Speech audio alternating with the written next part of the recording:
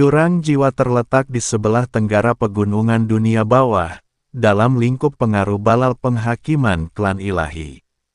Ini adalah ngarai yang panjang dan sempit dengan tebing-tebing menjulang tinggi di kedua sisinya.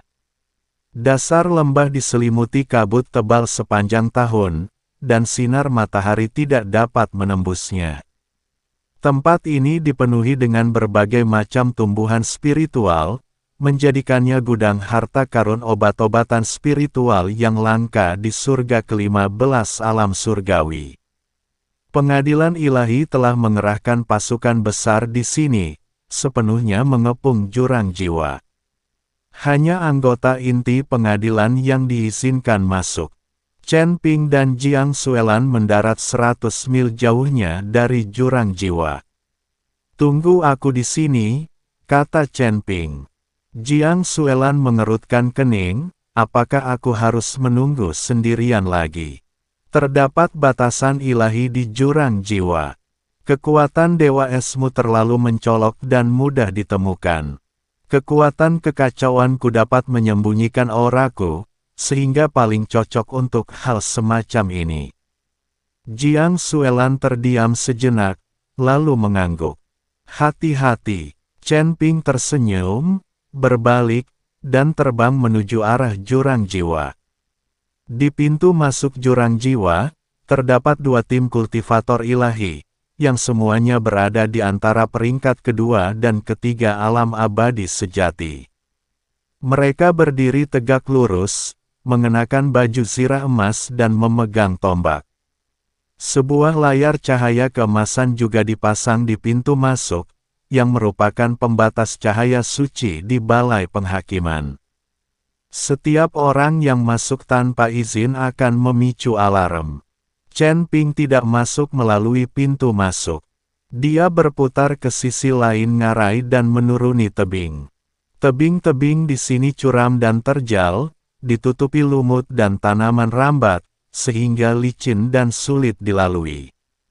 Namun, kekuatan kacau Chen Ping beredar di tubuhnya, sepenuhnya menyembunyikan auranya. Dia seperti cicak, merayap diam-diam menuruni tebing. Kabut semakin tebal, dan jarak pandang pun berkurang.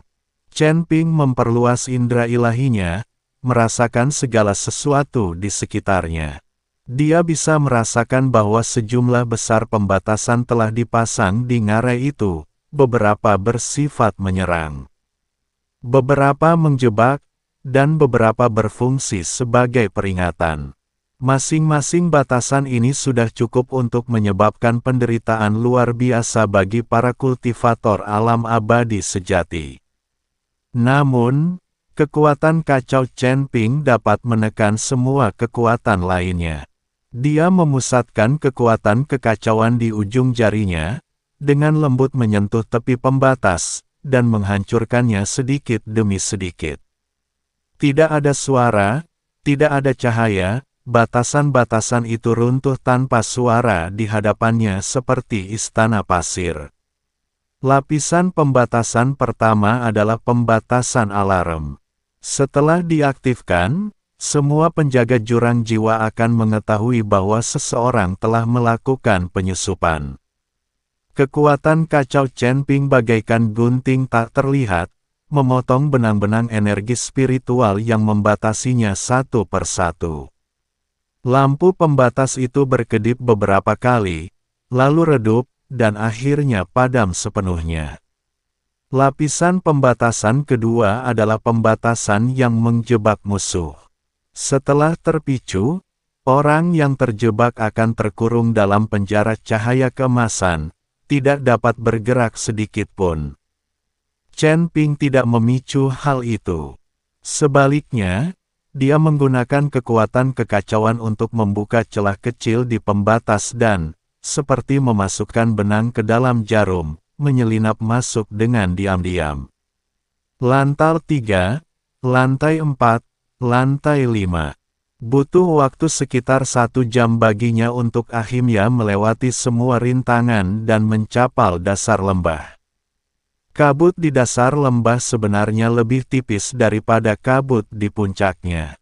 Dia dapat melihat bahwa tanah dipenuhi dengan berbagai macam tumbuhan spiritual, termasuk rumput api merah tua, teratai hati es biru, jamur awan ungu-ungu, dan janggut naga emas kemasan, semuanya memancarkan cahaya samar di tengah kabut tebal.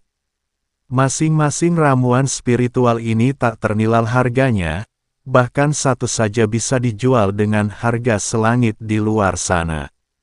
Namun Chen Ping mengabaikan ramuan spiritual biasa itu. Dia langsung menuju ke bagian lembah yang paling dalam. Rumput pengumpul jiwa tumbuh di bagian terdalam jurang jiwa, dekat dinding batu besar. Penampilannya sangat istimewa. Seluruh bagiannya berwarna putih keperakan, dengan daun-daun ramping yang tampak seperti pedang perak kecil. Terdapat pola-pola halus pada bilah daunnya, seperti pembuluh darah atau meridian. Terdapat 7 helai daun secara keseluruhan, tersusun spiral, memanjang dari pangkal hingga ujung. Di bagian atasnya mekar bunga kecil berwarna biru pucat, dengan kelopak setipis sayap jangkrik dan benang sari keemasan yang memancarkan cahaya redup.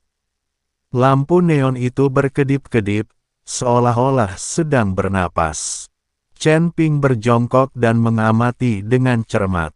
Akar rumput pengumpul jiwa tertanam di celah-celah dinding batu, dari mana merembes cairan berwarna putih keperakan, cairan jiwa unik dari jurang jiwa, yang merupakan nutrisi yang dibutuhkan untuk pertumbuhan rumput pengumpul jiwa.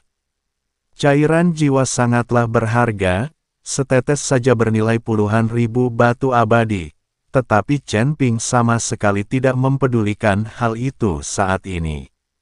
Dia mengulurkan tangan untuk mengambilnya. Tepat saat itu, aura menakutkan muncul dari balik dinding batu. Aura itu seperti gunung yang menekan, seperti jurang dalam yang menatap ke bawah. Pupil mata Chen Ping tiba-tiba menyempit, kekuatan kekacauannya otomatis aktif, dan cahaya ungu mengalir di sekujur. Tubuhnya mengisolasi aura itu dari luar. Seekor makhluk roh raksasa muncul dari balik dinding batu. Tubuhnya sebesar gunung kecil, ditutupi sisik hitam, setiap sisiknya sebesar telapak tangan, dengan tepi tajam seperti pisau, memantulkan cahaya dingin di lembah yang gelap. Makhluk itu memiliki 2 tanduk melengkung di kepalanya, ujungnya tajam seperti jarum dan masih terdapat noda darah kering di atasnya. Matanya berwarna merah darah, dengan pupil vertikal, seperti mata ular atau pupil naga. Tungkainya setebal pilar, dan cakarnya memiliki 5 kuku tajam seperti pisau, masing-masing sepanjang 1 kaki, cukup untuk merobek kekuatan spiritual pelindung seorang ahli alam abadi sejati. Tingkat kultivasinya berada di peringkat ke-6 alarm abadi sejati. Binatang roh penjaga jurang jiwa, binatang bersisik hitam. La menatap Chen Ping dari atas, mata merah darahnya tanpa emosi, hanya dipenuhi nafsu memsa yang murni. 2 semburan udara putih panas keluar dari lubang hidungnya, membawa bau darah yang kuat dan menyengat. La membuka mulutnya lebar-lebar, memperlihatkan deretan gigi tajam, setiap giginya seperti belati, tersusun rapat. Lalu, terdengar raungan yang memekakkan telinga. Suara gemuruh itu seperti guntur, dan seluruh ngarai bergetar. Batu-batu di tebing berguncang, kabut tebal terkoyak oleh gelombang suara, dan tumbuhan spiritual di tanah tertiup angin.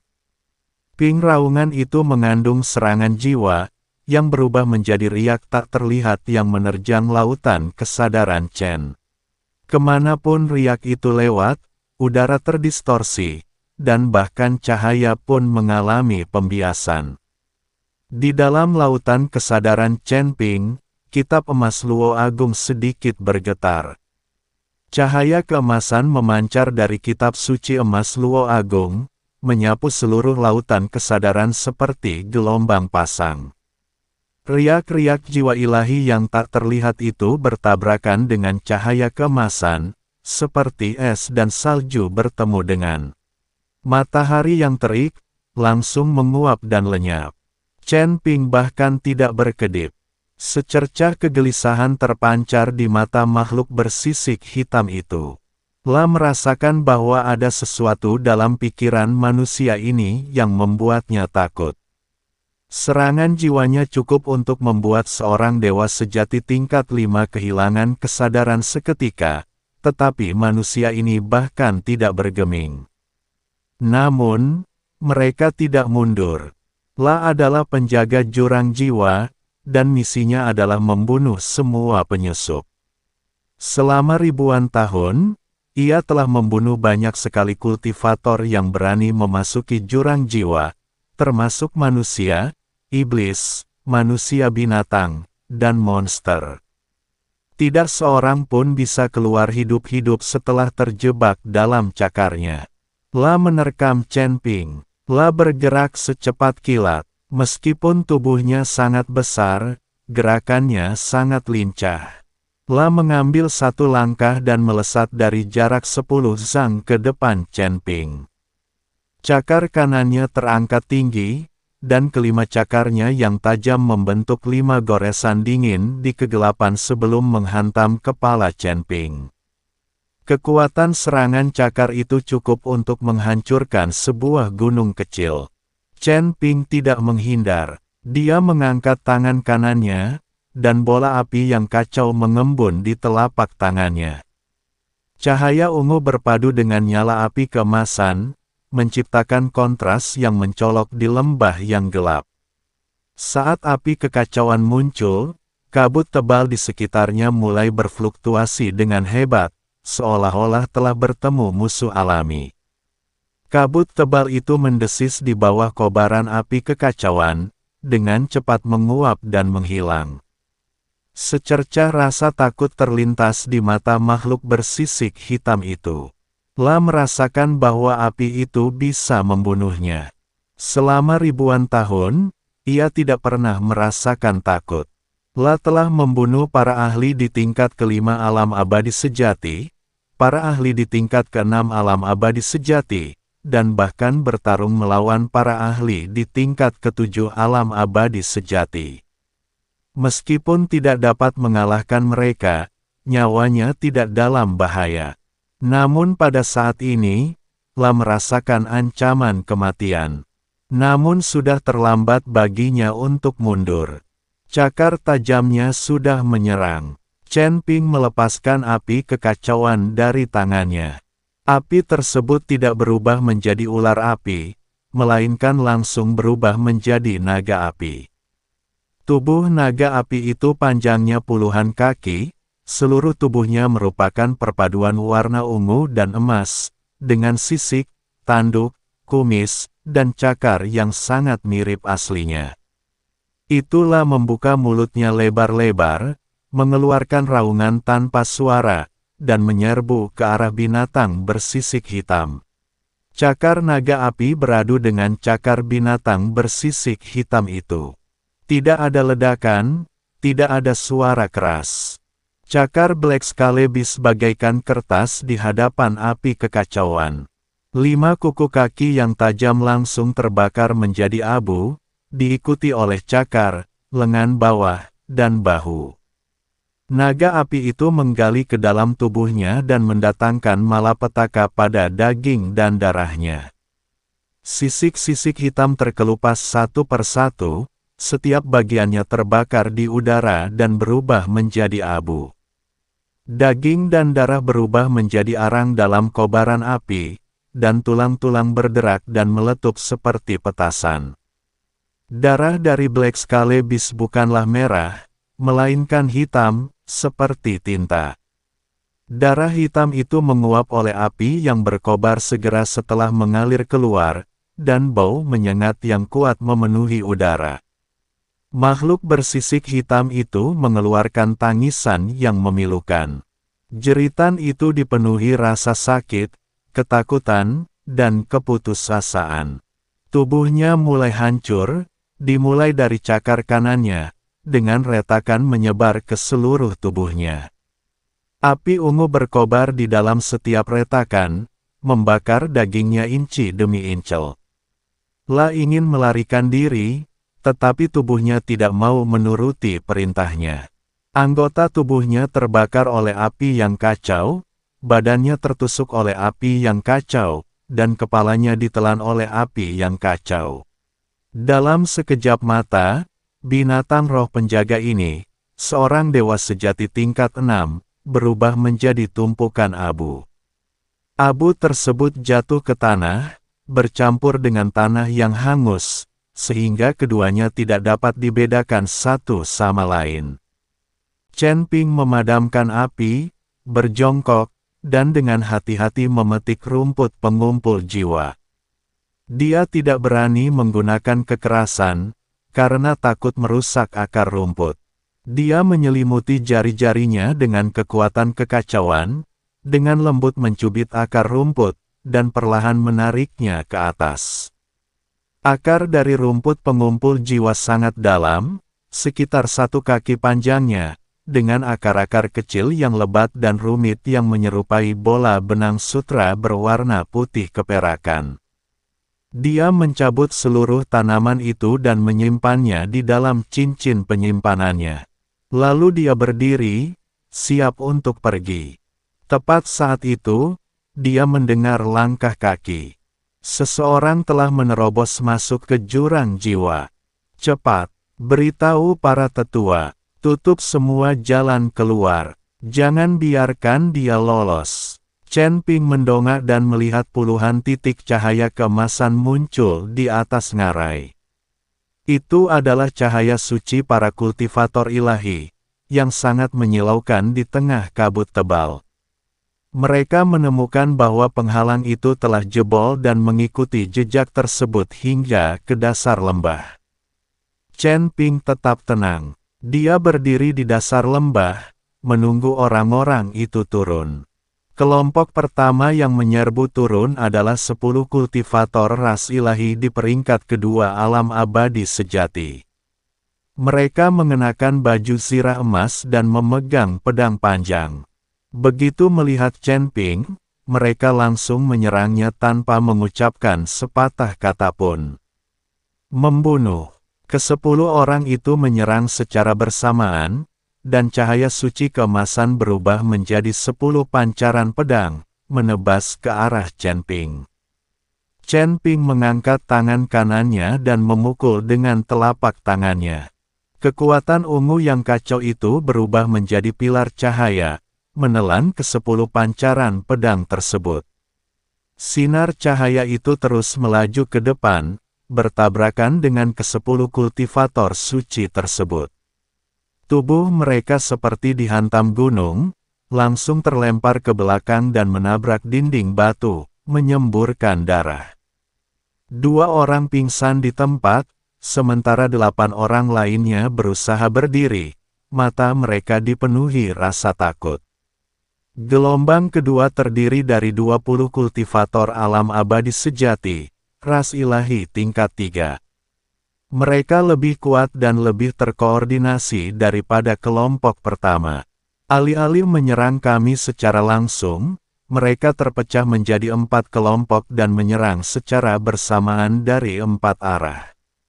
Cahaya suci keemasan itu berubah menjadi bilah-bilah cahaya yang tak terhitung jumlahnya, menghujani Chen Ping seperti hujan deras.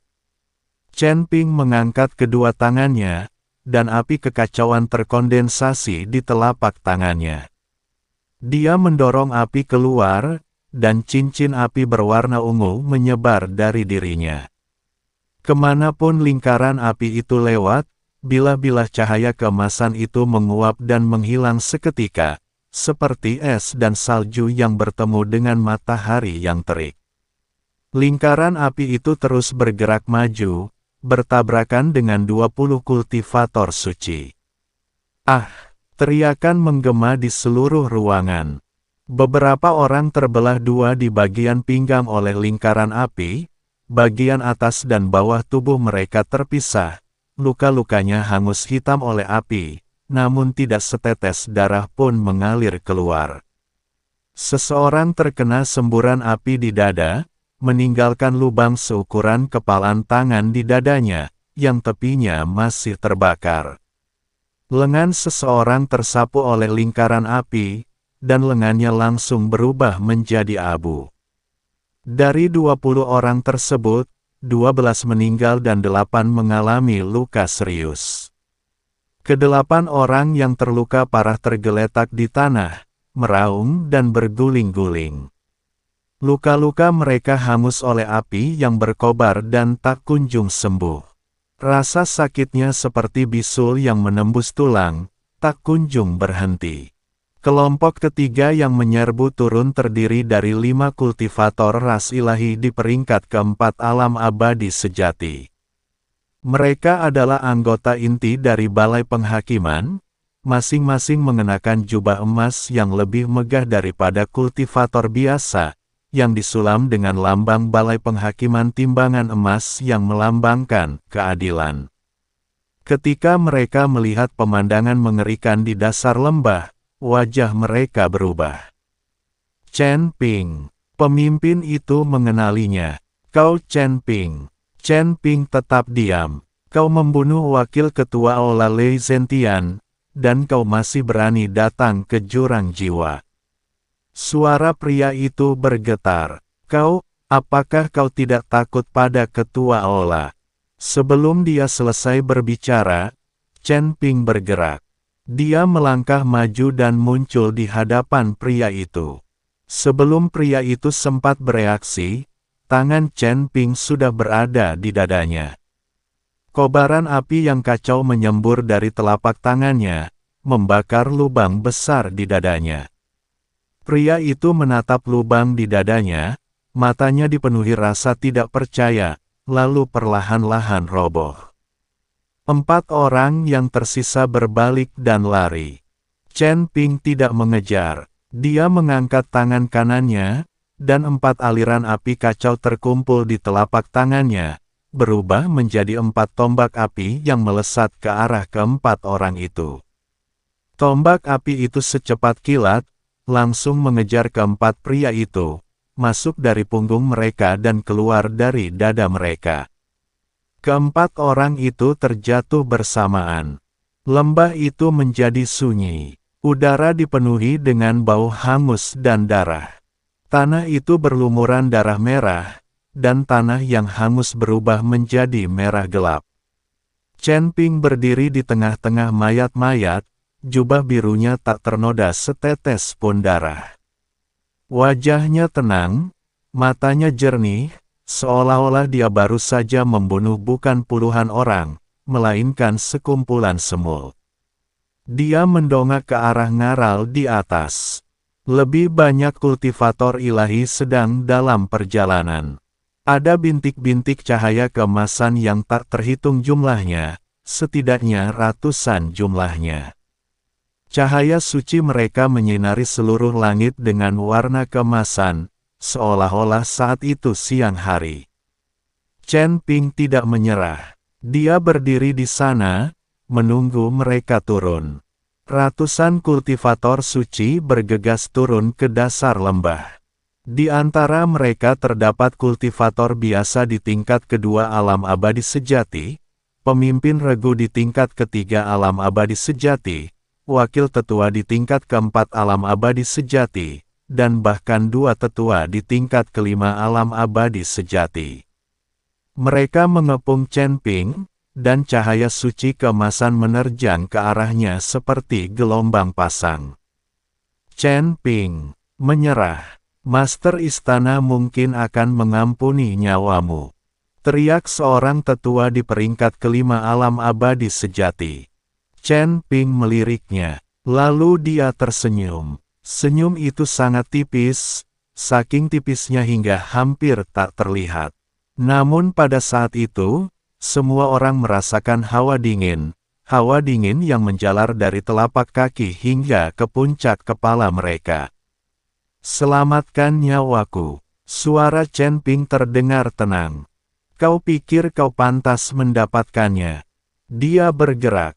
Kali ini, Dia tidak berdiri diam dan menunggu mereka bergegas mendekat. Dia dengan sukarela menerobos masuk ke kerumunan. Api kekacauan berkobar di sekelilingnya, cahaya ungu dan nyala api keemasan saling berjalin, melahap semua cahaya suci di sekitarnya. Dia bagaikan meteor ungu yang menerobos lautan emas. Dengan satu pukulan, seorang kultivator alam abadi sejati tingkat 2 terlempar jauh, dadanya remuk, darah menyembur dari mulutnya, dan dia sudah tak bernyawa saat mendarat. Dengan satu serangan telapak tangan, seorang pemimpin regu di peringkat ketiga alam abadi sejati kehilangan cahaya suci pelindungnya, tubuhnya meledak di udara dan berubah menjadi awan kabut darah. Dengan jentikan jarinya, semburan api kacau menembus kepala seorang tetua di tingkat keempat alam abadi sejati. Matanya membelalak tak percaya, dan dia mati dalam ketidakpercayaan. Dia tidak menggunakan pedangnya, pedang pembunuh naganya masih dalam masa pemulihan dari kerusakan. Namun jari-jarinya berubah menjadi pedang, dan api yang kacau itu mengembun menjadi cahaya pedang. Kemanapun dia lewat, para kultivator ilahi berjatuhan seperti gandum yang dipanen. 1, 2, 3, 10, 20, 30. Dalam waktu kurang dari yang dibutuhkan sebatang dupa untuk terbakar, sebagian besar dari ratusan kultivator ilahi telah tumbang. Orang-orang yang tersisa akhirnya menyerah. Lari, lari, dia bukan manusia, dia iblis. Tolong, tolong. Mereka berbalik dan berlari, bergegas melarikan diri menuju puncak ngarai. Seseorang terjatuh ke tanah dan diinjak-injak oleh orang di belakangnya. Mereka berteriak sekali lalu terdiam. Beberapa di antara mereka terdorong ke belakang teman-teman mereka untuk bertindak sebagai perisai sementara mereka mati-matian mendaki ke atas. Chen Ping tidak melanjutkan. Dia berdiri di tengah-tengah mayat-mayat, mengamati sosok-sosok yang melarikan diri dalam kekacauan, matanya tidak menunjukkan belas kasihan, tidak ada kesenangan, hanya ketidakpedulian yang tenang. Dia berbalik dan berjalan menuju tepi ngarai. Kabar tentang Sol Abyss sampai ke balai penghakiman pada hari itu juga. Sang arbiter duduk di singgasananya, mendengarkan laporan bawahannya, wajahnya semakin muram. Apa yang kau katakan? Chen Ping menerobos ke jurang jiwa. Membunuh binatang roh penjaga. Membunuh lebih dari 100 kultivator kita. Ya, Tuan Istana. Kultivator yang berlutut di tanah itu gemetar seluruh tubuhnya, dahinya menempel di tanah, tidak berani mengangkat kepalanya. Mengapa dia pergi ke jurang jiwa? Dia mengambil rumput pengumpul jiwa. Hakim itu menyipitkan matanya. Rumput pengumpul jiwa. Itulah bahan utama untuk memurnikan pil pengumpul jiwa. Pemimpin tua suku Sirius telah koma selama 300 tahun, dan tetap hidup berkat api penuntun jiwa.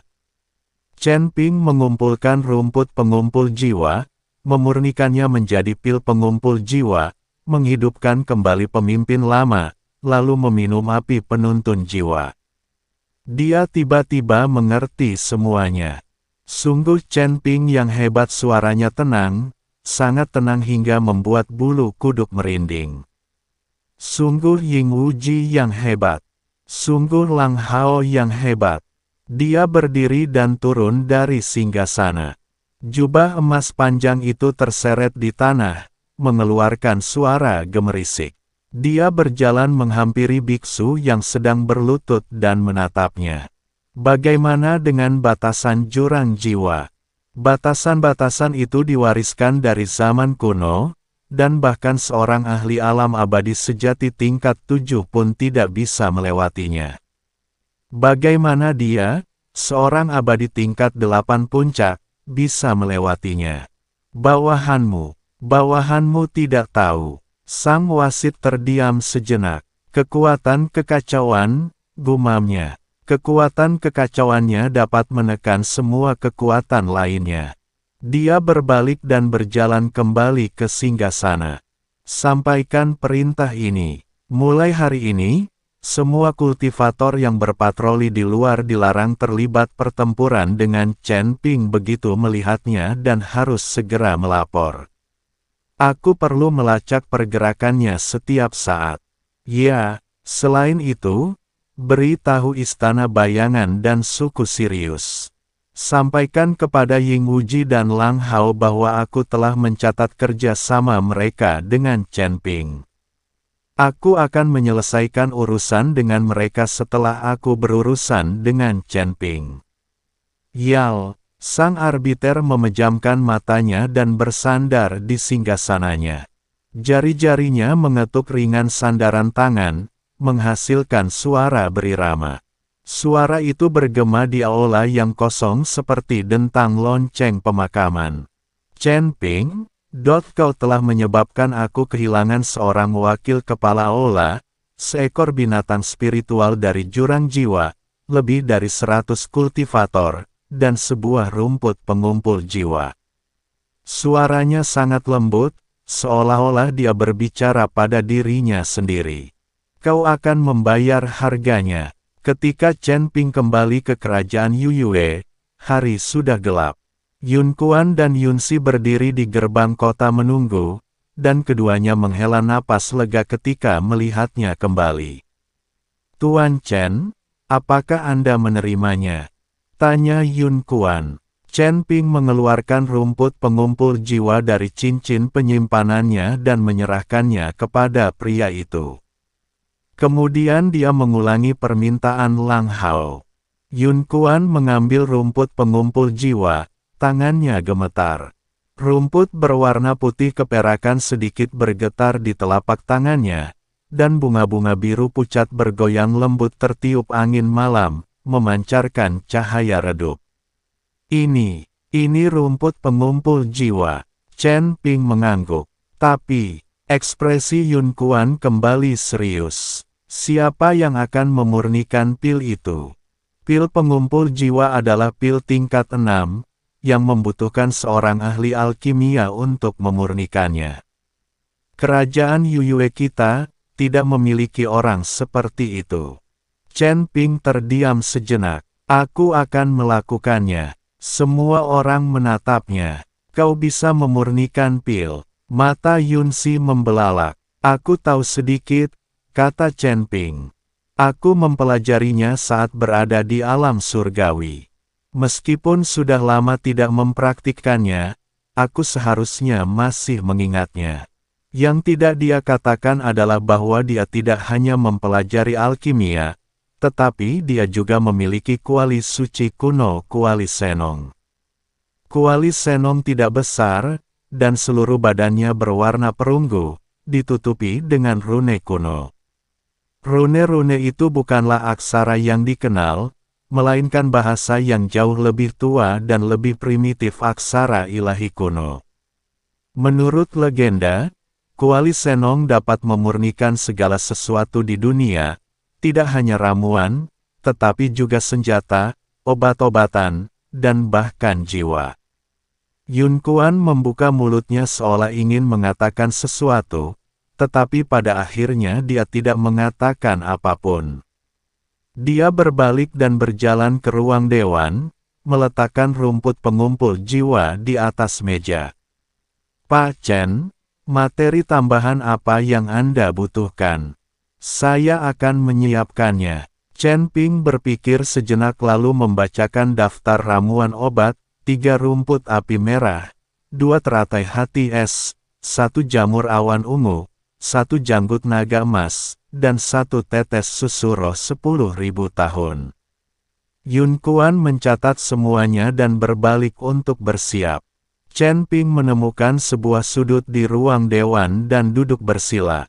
Dia mengeluarkan tungku pil dari cincin penyimpanannya dan meletakkannya di depannya. Senong Ding, kuali Senong. Saat memandang kuali itu, Chen Ping merasakan campuran emosi yang kompleks. Kuali ini telah bersamanya selama bertahun-tahun, dari alam fana ke alam surgawi, dari alam surgawi ke alam surgawi, dan dari alam surgawi ke alam surgawi. Dia selalu membawanya bersamanya, tetapi tidak pernah menggunakannya di alam surgawi. Dia meletakkan kuali senong di depannya dan memasukkan rumput pengumpul jiwa dan bahan-bahan tambahan ke dalam tungku satu persatu. Saat rumput pengumpul jiwa dimasukkan ke dalam tungku, rune pada kuali senong tiba-tiba menyala, dan cahaya keemasan menerangi seluruh aula dewan. Rune-rune itu tampak hidup, terlepas dari kuali dan berputar serta menari di kehampaan sebelum menyatu dengan ramuan spiritual di dalamnya. Chen Ping memejamkan matanya dan menuangkan kekuatan kekacauan ke dalam kuali senong. Kekuatan kekacauan berubah menjadi api ungu, membakar di dalam kuali. Rune pada kuali senong memperkuat, memurnikan, dan memadatkan kekuatan api kekacauan, mengendalikan suhu dan intensitas api secara tepat dalam kisaran yang paling sesuai. Chen Ping menyelidiki kuali itu dengan indera ilahinya, merasakan perubahan pada setiap ramuan spiritual.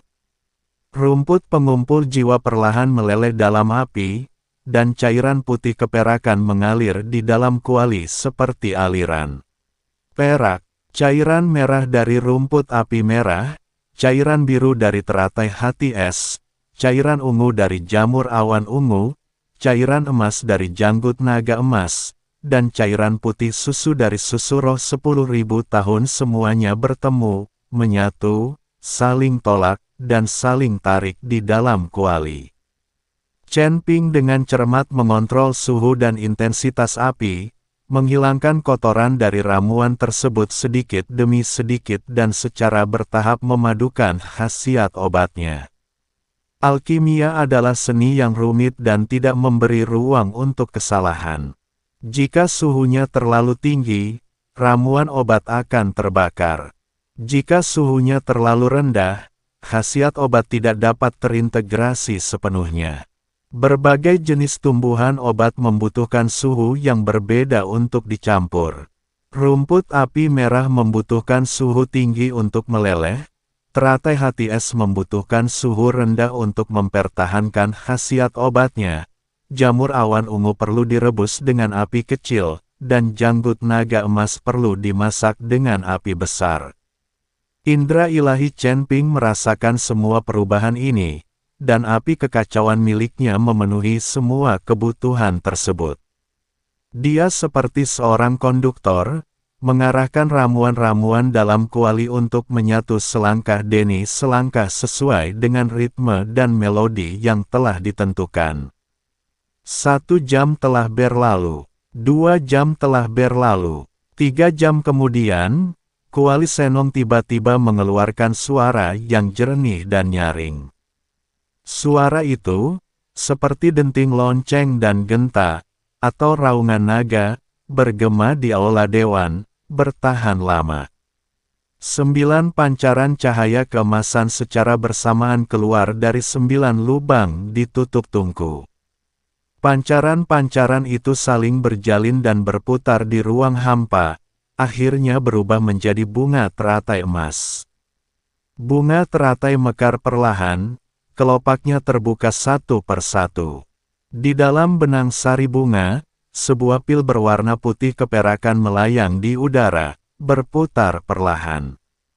Pil pengumpul jiwa. Pil itu seluruhnya berwarna putih keperakan, dengan pola keemasan samar yang mengalir di permukaannya, menyerupai urat bumi atau lintasan bintang-bintang. Aromanya samar-samar seperti obat, aroma yang menyegarkan dan membangkitkan semangat. 1 hirupan membuat Anda merasa segar, 2 hirupan membuat Anda merasa benar-benar jernih pikirannya, dan 3 hirupan membuat Anda merasa energi spiritual di dalam tubuh Anda bergembira. Chen Ping mengulurkan tangan dan menangkap pil itu, lalu menghela napas panjang. Sudah selesai. Yun Kuan dan Yun Si berdiri di samping, tercengang.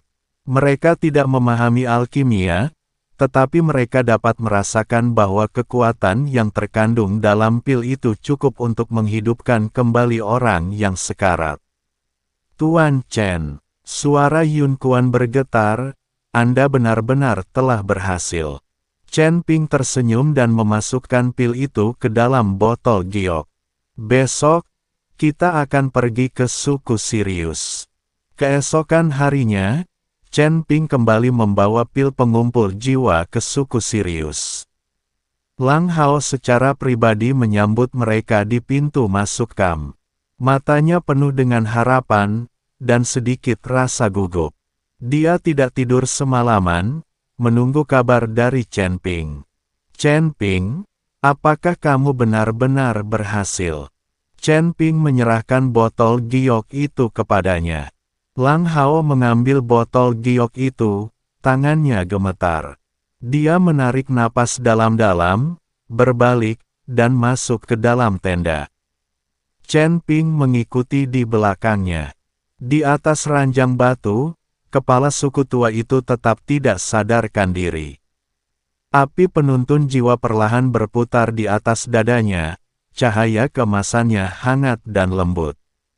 Wajah pemimpin tua itu pucat pasi seperti kertas, napasnya sangat lemah hingga hampir tak terdengar, dan dadanya hampir tidak naik turun.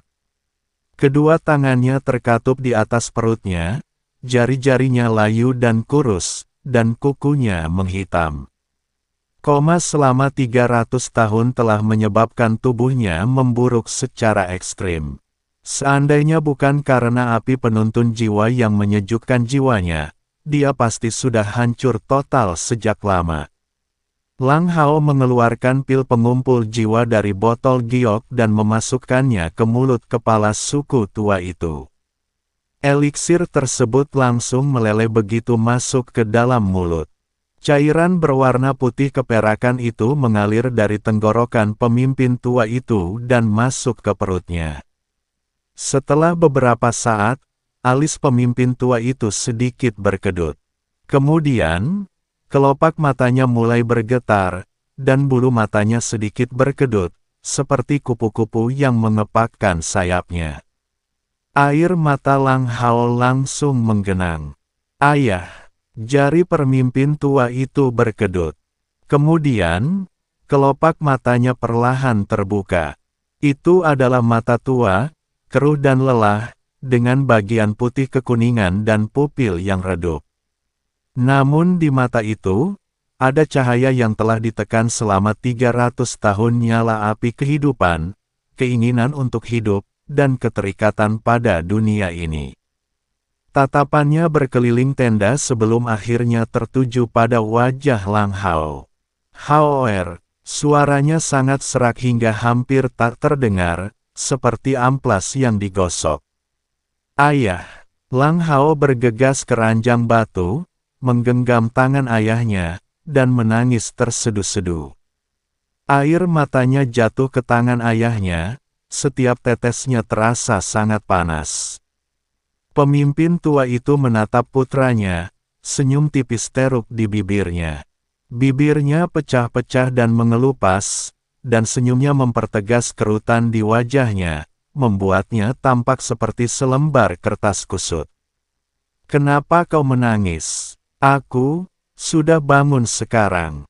Suaranya sangat lembut, hampir tak terdengar, tetapi setiap kata bagaikan palu berat yang menghantam hati Lang Hao. Chen Ping berdiri di samping, mengamati pemandangan ini, dan perasaan hangat meluap di hatinya. Dia berbalik dan berjalan keluar dari tenda. Lang Hao mengikuti, menyeka air matanya, berjalan menghampiri Chen Ping, dan membungkuk dalam-dalam.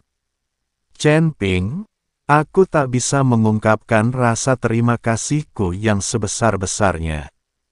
Mulai hari ini, suku Tianlang berhutang nyawa padamu. Bukan hanya aku, tetapi seluruh suku Tianlang berhutang nyawa padamu. Chen Ping mendukungnya, jangan lakukan ini. Api penuntun jiwa. Lang Hao mengangguk, berbalik, dan berjalan masuk ke dalam tenda. Sesaat kemudian, dia keluar sambil memegang bola api emas. Api penuntun itu berputar perlahan di telapak tangannya, hangat dan lembut. Warnanya keemasan, tetapi bukan keemasan yang menyilaukan, melainkan keemasan yang hangat dan lembut, seperti cahaya senja matahari terbenam, seperti tatapan seorang ibu. Ambillah, kata Lang Hao. Jiwa ayahku telah dipulihkan dan dia tidak membutuhkannya lagi. Chen Ping mengambil api penuntun jiwa, terasa hangat di tangannya, seperti memegang seberkas sinar matahari. Dia bisa merasakan bahwa api itu mengandung kekuatan reinkarnasi yang dahsyat, yang merupakan kunci untuk membuka jalan reinkarnasi. Terima kasih. Lang Hao menggelengkan kepalanya, seharusnya kami yang berterima kasih padamu. La berhenti sejenak, lalu berkata, kau tak perlu khawatir tentang larangan dari Balai Penghakiman. Suku Sirius tidak takut pada mereka. Mulai sekarang, urusanmu adalah urusan suku Sirius. Siapapun yang berani menyentuhmu berarti menyentuh suku Sirius. Chen Ping tersenyum, berbalik, lalu pergi. Di belakangnya, Lang Hao berdiri di pintu masuk kamp, mengawasi punggungnya tanpa bergerak untuk waktu yang lama. Orang ini ditakdirkan untuk menjadi orang besar, gumamnya. Kemudian dia berbalik dan masuk ke dalam tenda untuk menemui ayahnya. Di dalam tenda, kepala suku tua itu sudah bisa duduk tegak. Dia bersandar di sandaran kepala tempat tidur, menatap Lang Hao yang masuk, matanya penuh kasih sayang. Hao siapa orang itu tadi? Lang Hao duduk di samping tempat tidur dan menggenggam tangan ayahnya. Namanya Chen Ping. Dialah yang menyelamatkanmu. Pemimpin tua itu terdiam sejenak, lalu mengangguk. Sampaikan salamku padanya. Saya akan. Kepala suku tua itu memandang ke arah pintu masuk tenda dan hampir bisa melihat pemuda berjubah biru itu. Orang ini tidak sederhana, gumamnya. Lang Hao tidak berbicara, tetapi hanya menggenggam tangan ayahnya dengan erat. Di luar tenda, matahari terbenam mewarnai seluruh lahan tandus dengan rona merah kemasan. Perkemahan suku Sirius berdiri sunyi di bawah matahari terbenam, seperti raksasa yang sedang tidur. Namun semua orang tahu raksasa itu telah terbangun.